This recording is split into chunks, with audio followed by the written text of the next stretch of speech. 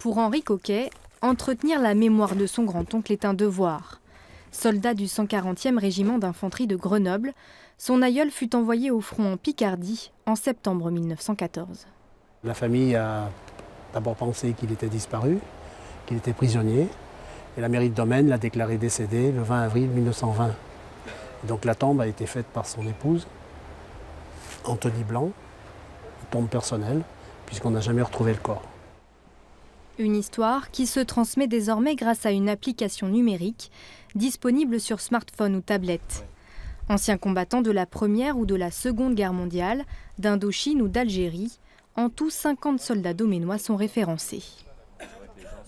En appuyant sur le point de signalisation de cette tombe, on voit apparaître le circuit, le parcours de ce soldat.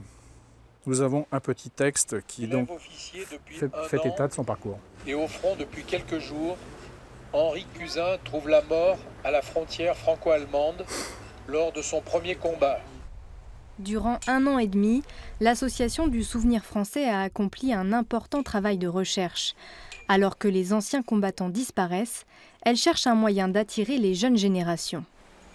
C'est d'essayer de motiver et d'intéresser les élèves en leur faisant connaître la petite histoire d'un individu en l'inscrivant dans la grande histoire. Donc c'est à partir de choses concrètes, réelles, visibles, une tombe, que l'on peut se dire, recontextualiser la mort de ce combattant dans la grande histoire. La plupart des familles ont toutes été touchées à un moment donné par un arrière-grand-père, un grand-père qui est mort pour la France. Donc c'est vrai que c'est touchant et il faut perpétuer quand même cette histoire.